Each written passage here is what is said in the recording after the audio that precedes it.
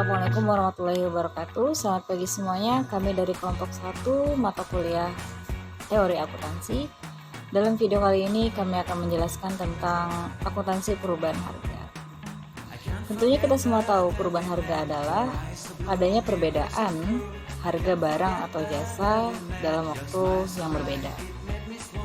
Tujuan umum bagi para penyaji laporan keuangan adalah agar laporan dapat dibandingkan baik pada periode sebelumnya maupun laporan keuangan pada entitas lain.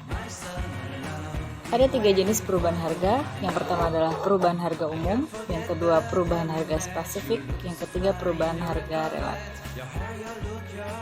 Perubahan harga umum adalah perubahan harga pada barang atau produk atau jasa secara umum dan seringkali disebut dengan inflasi.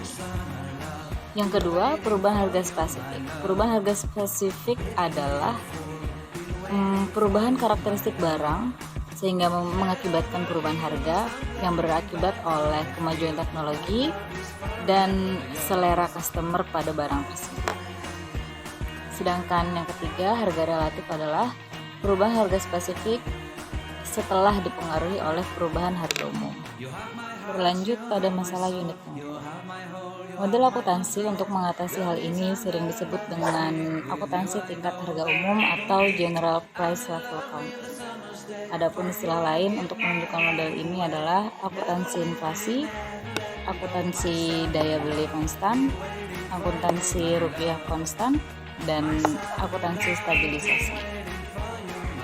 Beberapa hal penting yang harus dipertimbangkan dalam capital maintenance yaitu dasar penilaian, yang kedua skala pengukuran, dan yang ketiga jenis kapital terutama dalam hal terjadi perubahan harga suatu nilai.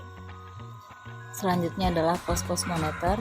Pos-pos moneter terdiri atas aset moneter dan kewajiban moneter.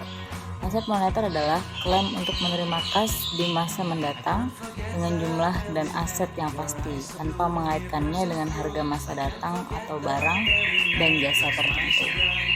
Kemudian pos-pos non-moneter. Aset non-moneter adalah aset yang mengandung jumlah rupiah yang menunjukkan nilai dan nilai tersebut berubah-ubah dengan berjalannya waktu, atau aset yang merupakan klaim untuk menerima potensi jasa atau manfaat fisik tanpa memperhatikan perubahan daya beli. Selanjutnya, akuntansi daya beli konstan.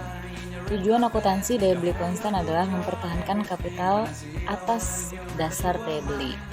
Beberapa argumen yang mendukung penyajian informasi daya beli konstan adalah: yang pertama, akuntansi daya beli konstan menjadikan angka akuntansi menjadi lebih bermakna. Yang kedua, pembandingan data antar perusahaan juga akan menjadi lebih berarti dan informatif. Yang ketiga, akuntansi daya beli konstan akan menghasilkan informasi laba atau dasar konsep mempertahankan kapital. Selanjutnya akan membahas tujuan dari akuntansi kos sekarang, yaitu untuk mengukur laba suatu periode dengan mempertahankan kapital semula. Akuntansi kos sekarang menuntut agar semua sumber ekonomi yang dikonsumsi atau keluar dari kesatuan usaha diganti dengan sumber ekonomi yang mempunyai kemampuan yang sama atau lebih besar. Dasar pengukuran kos sekarang itu ada 3. Yang pertama, kos pengganti. Dengan dasar ini, penekanan diletakkan pada kos penggantian aset yang dikuasai perusahaan dengan aset yang sejenis atau sama fungsinya. Yang kedua, nilai jual sekarang. Dengan dasar ini, kos sekarang aset diukur atas dasar harga aset. Seandainya pada saat sekarang perusahaan memilih untuk menjual aset tersebut alih-alih memakai untuk operasi. Yang ketiga, nilai terrealisasi harapan. Untuk aset, dasar ini dilandasi gagasan bahwa semua aset diperoleh untuk memberikan potensi jasa masa datang yang akhirnya mendatangkan aliran masuk dana atau kas. Selanjutnya ada sumber informasi dan teknik pengukuran, itu ada 4. Yang pertama, pengindeksan. Yang kedua, penghargaan langsung. Yang ketiga, pengkosan unit. Yang keempat, penghargaan fungsional. Selanjutnya, penyajian kembali laporan keuangan. Ketentuan-ketentuan khusus dari PSAK 63 diringkas sebagai berikut. Yang pertama, pada laporan posisi keuangan, pos-pos moneter tidak disajikan kembali karena sudah dinyatakan dalam unit moneter. Ini pada akhir periode pelaporan. Lalu beberapa pos non-moneter dicatat pada nilai pasar, maka pos tersebut tidak disajikan kembali.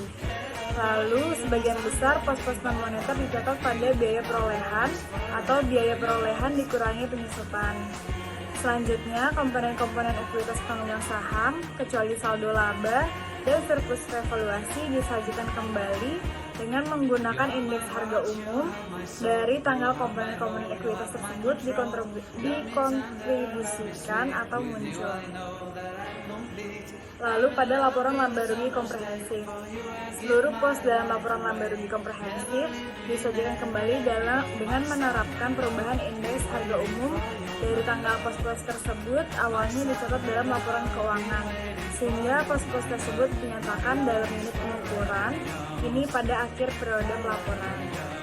Lalu keuntungan atau kerugian pos moneter neto termasuk dalam laporan laba rugi komprehensif dan diungkapkan secara terpisah. C. Laporan arus kas.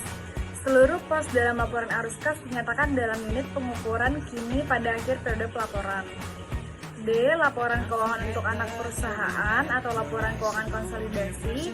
Untuk anak perusahaan yang melaporkan dalam mata uang ekonomi hiperinflasi, laporan keuangannya harus disajikan kembali dengan menggunakan indeks harga umum dari negara yang mata uangnya dilaporkan sebelum dimasukkan dalam laporan keuangan konsolidasi yang diterbitkan oleh induk perusahaannya.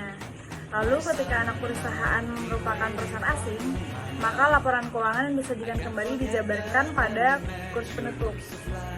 Selanjutnya, untuk laporan keuangan anak perusahaan yang tidak dilaporkan dalam mata uang ekonomi hiperinflasi diperlakukan sesuai PSAK 10, pengaruh perubahan kurs valuta asing. Nah, selanjutnya persyaratan pengungkapan dan perbedaan dengan standar IASB.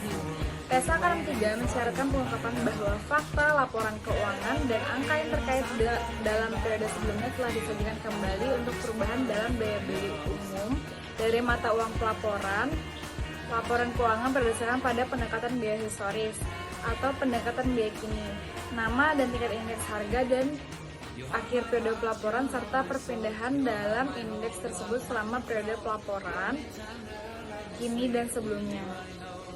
PSAK 63 dibuat IAS 29 Financial Reporting in Hyperinflationary Economics yang dikeluarkan oleh IASB. Tidak ada perbedaan signifikan antara PSAK 63 dan IAS 29 kecuali dalam paragraf 6.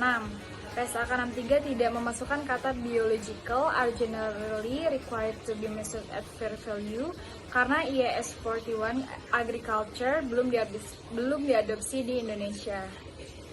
Terima kasih.